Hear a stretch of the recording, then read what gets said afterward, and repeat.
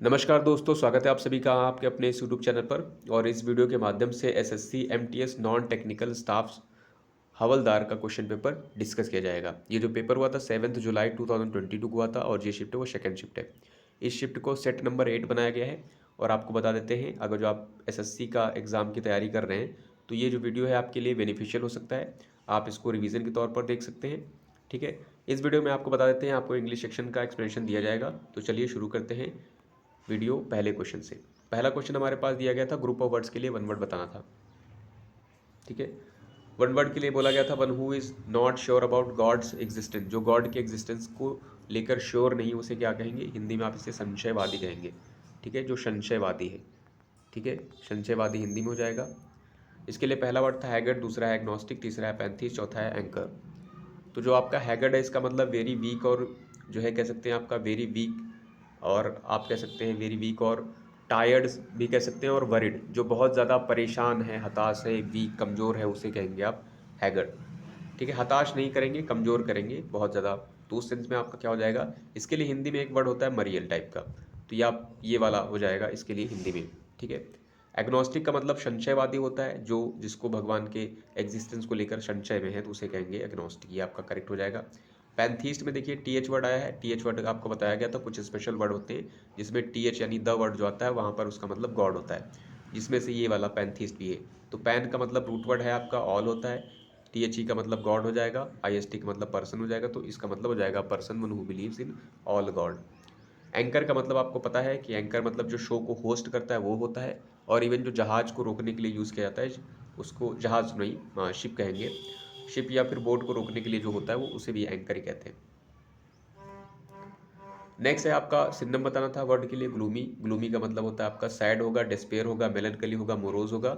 ये इतने सारे बहुत सारे वर्ड इसके लिए होते हैं। ठीक है, तो इसके लिए जो था सिनोनिम बताना था, पहला था कंफर्टेबल, दूसरा है इंटरप्रेट, तीसरा है ब्राइट, चौथा है डिप्रेसिव। कंफर्टेबल का मतलब आपका कन्वीनियंट होता है आपका। ठीक है, कोजी सेंस होगा, आरामदायक होगा हिंदी में।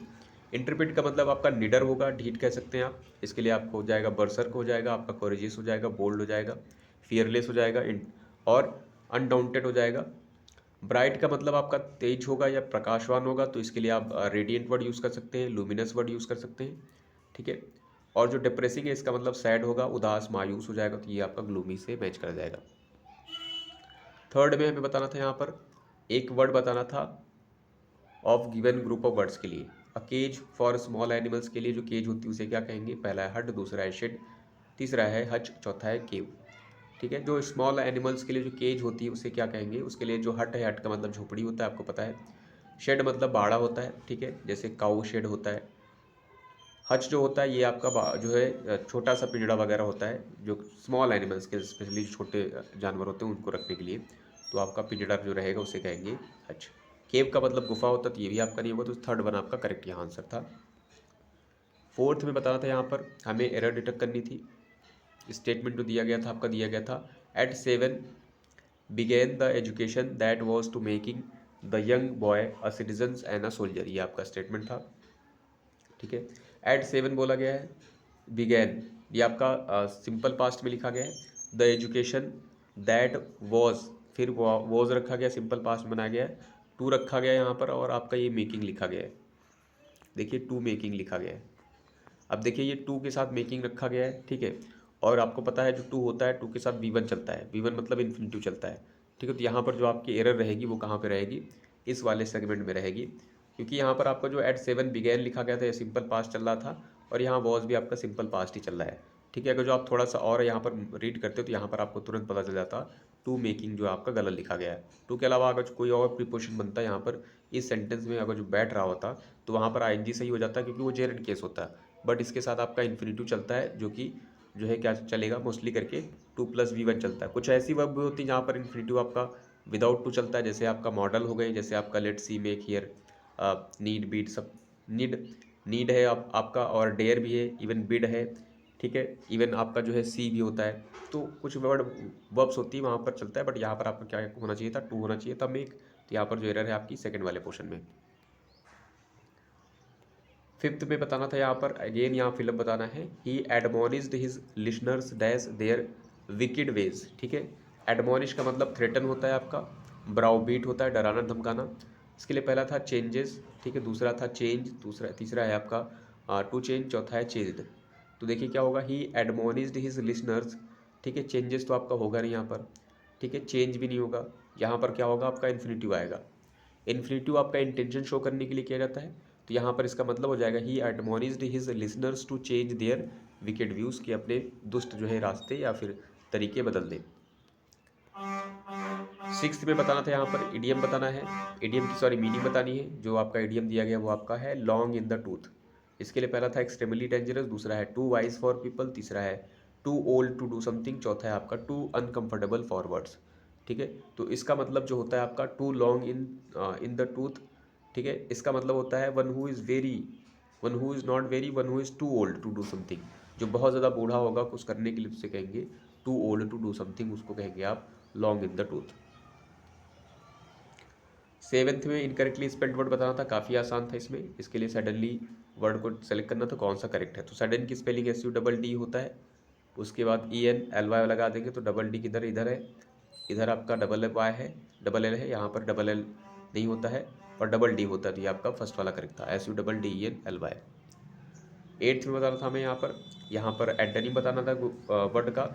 जो वर्ड है आपके पास यहाँ पर स्टेडी वर्ड है, स्टेडी वर्ड है। तो ये जो वर्ड है आपने देखा होगा, जो आपने स्टोरी पढ़ी होगी रैबिट एंड टर्टोइज की, ठीक है, तो वहाँ पर ये लास्ट में मोरल होता है slow and steady wins the race. तो वहाँ पर जो स्टेडी जो लिखा रहता है, इसका मतलब एक होता है स्थिर, एक इसका मतलब स्थिर होता है, जैसे आप कहेंगे स्टडी जॉब, स्टडी का मतलब एक फिक्स्ड जॉब है, स्टडी जॉब है, ठीक है। दूसरा इसका मतलब होता है कांस्टेंट, यानी स्थिरता या निरंतरता आप कह सकते हैं, ठीक है, एक फिक्स रहेगी कि उसी सीन में चलना चाहिए, ठीक है। जैसा कि इसका मीनिंग आपको अभी आगे पता चलेगा। तो ये सेंस होते हैं इसके दो। इसके लिए एंटोनिम बताना था विलोम। जो शेकी लिखा गया है इसका मतलब हिलता डुलता रहेगा, यानी जो स्थिर नहीं रहेगा, अस्थिर कहेंगे। जैसे आपका क्विवरिंग हो जाएगा, शेकिंग हो जाएगा, तो ये आपका शेकी हो जाएगा, क्योंकि इसके वर्ड से ही पता चल रहा है शेकिंग मतलब हिलता डुलता, ठीक है। डेडिकेट का मतलब आपका होता है समर्पित करना, और ये आपकी वर्ब है। और टैबुलर का मतलब सारणी से होता है। कांस्टेंट का मतलब भी देखिए, आपका जो वर्ड दिया गया कांस्टेंट का मतलब भी दो होते हैं। एक आपका स्थिर होता है, जैसे आपने पढ़ा होगा मैथमेटिक्स में कांस्टेंट वो टर्म, और वेरिएबल। दूसरा इसका होता है कांस्टेंट का मतलब जो है एक फिक्स्ड होता है, वहाँ पर भी फिक्स्ड ही मतलब रहेगा। जैसे कहेंगे कांस्टेंट स्पीड, मतलब निरंतरता के साथ जो स्पीड, तो वो कांस्टेंट मतलब फिक्स्ड है पर निरंतर है। तो यहाँ पर भी ये सेंस चल रहा था स्टडी। तो आप देखेंगे जो इसका अगर जो एलिमिनेट करेंगे तो आपका डेडिकेट तो होगा नहीं, टैबुलर भी आपका किसी सेंस में नहीं होगा। ये जो कांस्टेंट है और जो स्टडी है, ये कहीं ना कहीं एक दूसरे के सिनोनिम बनेंगे। अगर ये दूसरों के एक दूसरे के सिनोनिम बन रहे हैं तो आपका बच्चे जो शैकी वर्ड हो जाएगा, ये आपका इसका एंटोनिम बन जाएगा। नेक्स्ट है आपका यहाँ पर नाइन्थ में बताना था, यहाँ पर हमें एरर डिटेक्ट करनी है। यहाँ स्टेटमेंट दिया गया था what ever a writer puts into a story probably comes with his own life experience, ये आपका स्टेटमेंट था। अब देखिए यहाँ पर वॉट एवर आपका कंजंक्शन है, यहाँ पर दो जो है जोड़े गए होंगे, ठीक है, जोड़े गए हैं होंगे क्या, what ever a writer puts into a story, ठीक है। फिर बोला गया था प्रोबेबली कम्स विथ, यहाँ से आपका जोड़ा गया कम्स विथ। देखिए ये आपका राइटर है, राइटर सिंगुलर है आपका नाउन। पुट्स आपका सिंगुलर के अकॉर्डिंग चल रहा है, सही लिखा गया है। इनटू, पुट्स के साथ इनटू भी हो सकता है। फिर अ स्टोरी है आपका, प्रोबेबली आपका जो है एडवर्ब है। फिर कम्स लिखा गया, वर्ब है आपका, देखिए कम्स भी आपका सिंगुलर रखा गया है। फिर जो आपका ये कम लिखा गया और यहाँ पर विथ लिखा गया, ये इसमें कहीं ना कहीं आपकी कुछ मिस्टेक है। हिज के साथ आप ऑन भी लिख सकते हैं, यहाँ हिज और ओन थोड़ा सा और ज़्यादा जो है उसको जो है एक्सेंट देने के लिए किया गया है, ठीक है, या कह सकते हैं ज़्यादा जोर देने के लिए वहाँ पर किया गया है।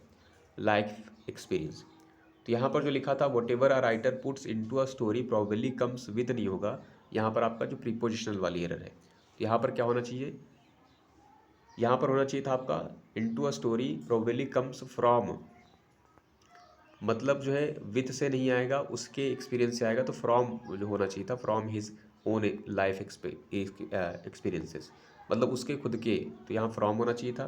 तो आपका विद वाला गलत था, यहाँ पर फ्रॉम वाला सही था, फ्रॉम नहीं था क्योंकि ये वाला गलत है। टेंथ में यहाँ पर हमें बताना था सिनोनिम बताना था अंडरलाइन वर्ड का क्रिटिकली। क्रिटिकली का मतलब होता है बेहद ज़्यादा गंभीर। इसके लिए पहला था, देखिए सेंटेंस भी पढ़ सकते हैं, he was critically injured in the accident. Favourably का मतलब होता है अनुकूलता से, ठीक है, ये आपका एडवर्ब है, ये भी फिलहाल एडवर्ब ही है। और सीवियरली का मतलब बहुत बुरी तरह से, जो कि आपका क्रिटिकली का जो है सिनोनिम बन जाएगा, तो ये आपका करेक्ट बन जाएगा। ट्रेवियरली का मतलब तुच्छता से होता है, कॉन्फिडेंटली मतलब बहुत ही ज़्यादा विश्वास के साथ, तो आपका जो करेक्ट बनेगा वो सीवियरली हो जाएगा। 11th में जो है आपका वो क्या बताना है, यहाँ इंप्रूवमेंट बताना है। Many an old story were retold and ancient conundrum repeated. ठीक है, ये कनंड्रम वर्ड है, इसका आप जो है कमेंट सेक्शन में मतलब बताइएगा। ये जो आपका स्टेटमेंट रखा गया था मैनी एन स्टोरी, देखिए याद रखिएगा ये वाला आपको बताया भी गया है। ठीक है, मैनी के बाद जब आपके इनडेफिनिट आर्टिकल ए और एन आते हैं तो ये जो आपका जो यहाँ पर इसके पीछे नाउन रहेगा, यहाँ पे नाउन आपका सिंगुलर रहेगा और जो वर्ब चलेगी वो भी आपकी सिंगुलर चलेगी। अगर ये दोनों हटा दिए जाएंगे तो जाहिर सी बात है मैनी के जो बैक साइड में आपका जो नाउन आएगा वो काउंटेबल आएगा, वो भी प्लूरल रहेगा और वर्ब भी आपकी प्लूरल चलेगी। बट जब इसके बाद ए और एन दोनों से आते हैं, दोनों में से कोई आएगा तो सिंगुलर रखा जाएगा नाउन, वर्ब भी सिंगुलर चलेगी। अब ये वाला देखेंगे तो यहाँ रखा गया था मैनी एन ओल्ड स्टोरी, यहाँ तक सही है, स्टोरी सिंगुलर है, बट ये आपका वर्ब गलत था, तो ये गलत है, तो ये सही कहाँ लिखा गया। अगर जो पहले में देखेंगे तो मैनी यहाँ देखिए यहाँ पर ए और एन हटाया गया है तो यहाँ पर ये प्लूरल होना चाहिए था, तो ये गलत हो गया। मैनी यहाँ पर एन रखा गया है, ओल्ड स्टोरी रखा गया, वॉज लिखा गया है, टोल्ड, ये आपका सही हो सकता है। मैनी के बाद एन रखा गया है, ओल्ड लिखा गया है, स्टोरीज आपका गलत हो गया, तो नो इम्प्रूवमेंट गलत हो जाएगा, तो आपका कौन सही हो जाएगा, आपका सेकंड वन सही हो जाएगा। 12th में यहाँ बताना था, फिलअप बताना है। The US has become far more dash to people with all kinds of food sensitivities and diet regiments. ठीक है, ये आपका स्टेटमेंट था। अब यहाँ पर इसके लिए फिलअप बताना था, अकोमोडेटिंग है, दूसरा है लॉजिंग है, तीसरा है डिवेटेड और चौथा है आपका सेलेक्टिव।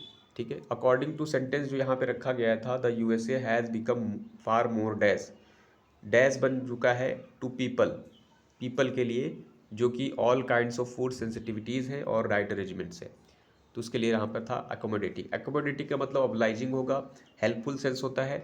ठीक है, मीनिंग अगर देखी जाए, और अकोमोडेटिंग के साथ स्पेशली आपका जो प्रीपोजिशन चलता है वो आपका टू चलता है। ठीक है, यहाँ पर देखिए लिखा भी गया है। लॉजिंग का मतलब आपका जो है निवास होता है या ठहराव होता है, जहाँ आप ठहरेंगे, बट ये आपका जो है परमानेंट नहीं होता है, टेम्परेरी होता है लॉजिंग, वो आपका रहने की जगह के डिनोट करेगा। डेविएट का मतलब आपका वंडर सेंस होता है, भटकना सेंस होगा। सेलेक्टिव का मतलब आपका चूजी सेंस हो जाएगा। ठीक है, अब अगर जो देखा जाए तो यहाँ पर क्या हो जाएगा, आपका सेंटेंस के अकॉर्डिंग हो जाएगा, the USA has become far more accommodating, ये जो आपका मीनिंग बैठेगा। टू पीपल काफ़ी बेनिफिशियल या हेल्पफुल हो गया है पीपल के लिए, विद ऑल जो कि all kinds of food sensitivities and diet regiments हैं, तो यहाँ पर आपका ए करेक्ट हो जाएगा। 13th में बताना था, यहाँ पर एरर डिटेक्ट करनी थी। Frank has been making the rounds advancing theory that I believe is not without merit, ये आपका स्टेटमेंट दिया गया था। अब अगर जो ये आपका स्टेटमेंट दिया गया है तो आप अगर जिसको पढ़ेंगे तो आपको स्टार्टिंग में ही आपको पता चल जाएगा कि इसमें एरर कहाँ पर है। जैसे ये वाला पोर्शन आपने पढ़ा होगा, फ्रैंक हैज़ बीइंग मेकिंग, ये आपका रखा गया, तो यहाँ पर आपको पता चल गया होगा कि यहाँ पर एरर कहाँ पर है, यहाँ पर हो जाएगी आपकी एरर, इसी वाले पोर्शन में एरर हो जाएगी, आपका ये वाला गलत लिखा गया है। गलत इसलिए कि जो हैज़ है आपका, इसके बाद आपका क्या होता है, या तो आपका यहाँ पर बीन होता है या फिर इसके बाद जो है आपका बी थर्ड होता है, तो यहाँ पर दोनों में से किसी को नहीं रखा गया, इसलिए वाला आपका पोर्शन यहाँ गलत हो जाएगा। नेक्स्ट पर आते हैं, 14th में बताना था यहाँ पर, select the most appropriate options to fill in the blank. I am not going to buy dash toys for you. ठीक है, यहाँ पर रखा गया है, टॉयज आपके साथ प्लूरल रखा गया, तो यहाँ पर क्या आएगा, दीज होगा, दिस होगा, दे होगा, देम होगा। देखिए टू बाय यहाँ पर जो आपका आएगा वो एडजेक्टिव आएगा, क्योंकि यहाँ पर टॉयज नाउन रखा गया है, तो ये दीज आपका एडजेक्टिव है, ये आपका होगा, क्योंकि दीज के बाद आपका प्लूरल होता है, तो यहाँ पर प्लूरल भी रखा गया है। दिस आपका होगा नहीं क्योंकि ये सिंगुलर के साथ होता है, बल्कि यहाँ पर प्लूरल रखा गया है। दे आपका होगा नहीं क्योंकि यहाँ पर एडजेक्टिव चाहिए था, ये आपका प्रोनाउन नहीं चलेगा। ये आपका ऑब्जेक्टिव था, ये सब्जेक्टिव, तो दोनों गलत हो जाएंगे, आपका फर्स्ट वन करेक्ट हो जाएगा। नेक्स्ट आते हैं 15th में, यहाँ पर अगेन फिलअप बताना था। My sister treats me well in the morning but at night she becomes dash. ठीक है, वो क्या बन जाती है, अकॉर्डिंग टू सेंटेंस यहाँ पर थोड़ा सा पैराडॉक्स शो किया गया है। यहाँ पर बोला गया है सिस्टर वेल ट्रीट करती है मॉर्निंग में और नाइट को थोड़ा सा डैश बन जाती है, तो इसका मतलब यहाँ पर कहीं ना कहीं इससे थोड़ा अपोजिट वाला वर्ड रखा जाएगा वेल से। तो इलोक्वेंट जो पहला वर्ड रखा गया इसके लिए, दूसरा है एक्सेप्टेबल, तीसरा है ऑफुल, चौथा है एग्जेम्पलरी। एलोक्वेंट का मतलब होता है टू, लॉक का मतलब टू से होता है, ई मतलब वेरी गुड, ठीक है, टू स्पीक फ्लुएंटली, बहुत अच्छे से बात करना। बट सेंटेंस के अकॉर्डिंग यहाँ पर आपका पॉजिटिव वर्ड नहीं आएगा, तो ये आपका गलत हो जाएगा। एक्सेप्टेबल का मतलब जो है होता है कोई चीज़ एक्सेप्ट कर लेना, ये वाला भी यहाँ पर आपका नहीं आएगा। ऑफुल का मतलब आपका हॉरिबल सेंस हो जाएगा, भयानक सेंस हो जाएगा, डरावना हो जाएगा। तो यहाँ पर अगर जो इसको देखेंगे तो ये आपका मीनिंग बैठेगा। My sister treats me well in the morning, but क्योंकि कंजंक्शन बता रहा है, आपको पता होगा ये जो बट आता है तो यहाँ पर कॉन्ट्रास्ट शो किया जाता है दोनों तरीके से, तो यहाँ पर इसलिए जो है यहाँ पॉजिटिव थोड़ा सा लग रहा है, तो यहाँ पर ये कॉन्ट्रास्टिंग आपका वर्ड आएगा ऑफुली, ऑफुल, ठीक है, बिकम्स ऑफुल। एग्जाम्पलरी का मतलब आपका होता है जो है उदाहरणार्थ सेंस में होता है, आपका आइडल सेंस हो जाएगा, जो जिसका एग्जाम्पल दिया जाता है। 16th पे आते हैं, तो 16th में हमें इनकरेक्टली स्पेल्ड वर्ड बताना था। ऑब्सिक्यूअस है, नेसेंट है, डेसिमिनेट है और मैलिएबल है, ठीक है। इसमें इनकरेक्ट वर्ड ढूंढना था। ऑब्सिक्यूअस जो लिखा गया है ये आपका करेक्ट लिखा गया है, इसका मतलब फ्लैटरर होता है, ठीक है। बूट लिकिंग हो सकता है आपका, फ्लैटरर होता है, साइकोफाइंट से एक वर्ड होता है इसके लिए, चापलूस कहेंगे, चमचा कहेंगे इसके लिए हिंदी में, ठीक है। नेसेंट का मतलब आपका जो है न्यू बॉर्न होगा, या फिर कह सकते हैं शिशु से संबंधित है आपका। डेसिमिनेट की जो स्पेलिंग वो आपकी गलत है, डेसिमिनेट की स्पेलिंग होगी DI, सही रखी गई थी, DISE होता है डेसिमिनेट, इसका मतलब टू एक्सपैंड होता है, फैलाना, प्रसारी सेंस में होता है डेसिमिनेट, ठीक है। बाकी यहाँ पर MINAT होता, बट यहाँ पर आपका ई होगा। मैलिएबल की स्पेलिंग भी आपकी सही है, इसका मतलब आपका फ्लेक्सिबल सेंस होता है, मोड़दार, लचकदार सेंस हो जाएगा, फ्लेक्सिबल होगा, बेंडेबल हो जाएगा। 17th में अंडरलाइन इडियम का आपका मतलब बताना था, मीनिंग, ठीक है। और अगर जो आपने देखा होगा इन ब्लैक एंड वाइट, ये काफ़ी इजी है, बहुत रिपीटेड है ये। इसके लिए पहला था इन द मॉर्निंग, दूसरा है इन राइटिंग, तीसरा है एट नाइट, चौथा है आपका क्विकली। तो इन ब्लैक एंड वाइट का मतलब होता है इन राइटिंग। 18th में मतलब बताना था, यहाँ पर मतलब नहीं, यहाँ पर इंप्रूवमेंट ढूंढना है। Scientific discoveries is often result of hard work by many people, ठीक है, बाय मैनी पीपल, ये आपका रखा गया है। तो यहाँ पर क्या आएगा, पहला था नो इम्प्रूवमेंट रिक्वायर्ड, दूसरा था इज ऑफन रिजल्टिंग, तीसरा है आर ऑफन द रिजल्ट, और चौथा है आपका आर ऑफन रिजल्टेड, ठीक है। अकॉर्डिंग टू यहाँ ऑफ लगा है, तो याद रखिएगा ऑफ को यहाँ पर ऐसे लिखना है कि यहाँ पर ऑफ से भी बन जाए, ठीक है। अब देखिए साइंटिफिक डिस्कवरीज थी, इसका मतलब आपका सिंगुलर नहीं होगा यहाँ पर, तो सिंगुलर वाला ये घट जाएगा, नो वाला बाद में देखा जाएगा, पहले ऑप्शन देख लेते हैं। इस वाला आपका गलत हो चुका है, 2 आर वाले बचे हैं। अब अगर जो देखा जाए थर्ड वाले में are often the result of, ये है, और चौथे में बोला गया है are often resulted. Are often resulted तो आपका होगा नहीं, ये आपका प्रीपोजिशन के साथ गलत बैठेगा, जो आपका गलत सही होगा वो आपका क्या हो जाएगा, are often the result of, वो जो है अक्सर रिजल्ट हैं हार्ड वर्क के बाय मैनी पीपल। 19th में यहाँ बताना था, फिलअप बताना था, all of my efforts to save her life have gone in dash. यहाँ पर होम फोन्स रखे गए हैं, पहला है वैन है, दूसरा है वीन है, चौथा है, तीसरा है वेन, चौथा है आपका वेन। ये आपका डायरेक्शन होगा जो विंड को शो करता है, ठीक है। वेन सॉरी जो वैन है आपका, ये वैन मतलब व्हीकल होता है। जो ये वीन है ये आपका क्या होता है, ये आपका एक तरीके से ब्लड वेसल्स होती हैं जिसमें आपका इम्प्योर ब्लड जाता है। और जो ये वेन होता है इसका मतलब फ्यूटाइल होता है, मतलब व्यर्थ, ठीक है। तो यहाँ पर देखिए जो सेंटेंस होगा, सेंटेंस के अकॉर्डिंग जो मतलब सही होगा यहाँ पर, all my efforts to save her have gone in dash, सारे के सारे मेरे प्रयास सारे के सारे व्यर्थ हो गए, तो व्यर्थ के लिए आपका थर्ड सही होगा। 20th में आते हैं, तो यहाँ पर अंडरलाइन सेगमेंट्स के लिए इंप्रूवमेंट ढूंढना था। Getting a good night's sleep has a positively effect on our wellbeing, ठीक है। अब ये जो आपका अंडरलाइन पोर्शन दिया गया था इसके लिए ऑप्शन थे has a positive effect, no improvement, have a positively effect, चौथा है आपका हैज़ अ पॉजिटिव इफेक्ट्स। अगर जी इसको देखेंगे आप तो इसको में आपका लिखा गया था getting a good night's sleep has, ठीक है, ये आपका सही है, हैज़ सिंगुलर चल जाएगा, ठीक है, सिंगुलर चलेगा क्योंकि आपका जेरंड यूज़ किया गया है, ठीक है, तो जी उसके लिए आपका सिंगुलर चलता है। अगर जो इसमें देखा जाए आगे फर्दर देखते हैं, तो हैज़ आ के बाद ये जो पॉजिटिवली लिखा गया है आपका गलत है, क्योंकि इफेक्ट आपका क्या है यहाँ पर जो है आपका पॉजिटिव के साथ यानी इफेक्ट के साथ, ये आप नाउन कह सकते हैं, नाउन के साथ यहाँ पर आपका क्या आएगा, एडजेक्टिव आएगा, ठीक है, एडजेक्टिव आएगा, तो डायरेक्टली आपका एडवर्ब नहीं आता है, तो यहाँ ये गलत रखा गया है। फर्स्ट ऑप्शन देखेंगे तो यहाँ पर हो जाएगा हैज़ अ पॉजिटिव इफेक्ट, ये वाला आपका सही हो सकता है, ये वाला बाद में देखेंगे। थर्ड वाले में लिखा गया था हैव, हैव आपका वैसे भी नहीं होगा, अगर जो आप हैव से नहीं समझ पा रहे हैं तो यहाँ देख लिए पॉजिटिवली लिखा गया, ये नहीं होगा आपका। फोर्थ में रखा गया था आपका हैज़ अ पॉजिटिव इफेक्ट्स, अब देखिए यहाँ पर भी आपका हैज़ है, पॉजिटिव भी है, एफेक्ट्स भी रखा गया है, तो बताइए ये वाला सही होगा कि ये वाला। अब देखिए यहाँ पर जो आपका रखा गया है, यहाँ पर जो आपका आएगा वो नाउन आएगा।